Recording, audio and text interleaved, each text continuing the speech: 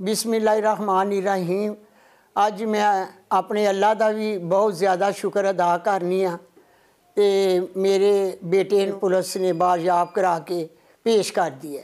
और दूसरे मैं उन लोगों का भी शुक्रिया अदा करती हूँ, पूरी पाकिस्तान की बहनों का, बेटों का, बेटियों का, जिन्होंने मेरे लिए दुआएं की और अल्लाह ताला ने उन दुआओं की फजीलत से आज मुझे बड़ी खुशी दी है। मेरे पेपर जोड़े ने मंजूर हो गए ने। जिन्होंने लोग मुखालफिना ने मेरे उत्ते ज़मीन के इल्ज़ामात लाए, जो कुछ भी किया, हाई कोर्ट ने उन्हें रिजेक्ट कर दिया। मेरे ते मेरे ख़ानदान ते जो जुल्म होया, जो मेरा सारा घर टूट गया, मेरी इज़्ज़त पर हाथ डाला गया, वो सारे शहर सियालकोट ने देखा।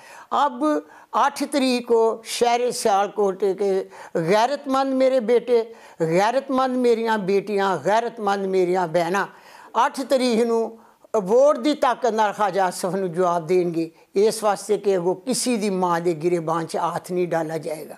मैं जहाद के लिए खड़ी थी, अपने कुरान की रोशनी से जहाद कर रही हूँ अपनी बेटियों के लिए कि आइंदा दीवारें फैलां कर, घर के दरवाज़ों को तोड़कर किसी की माँ की चादर को ना तारा जाए।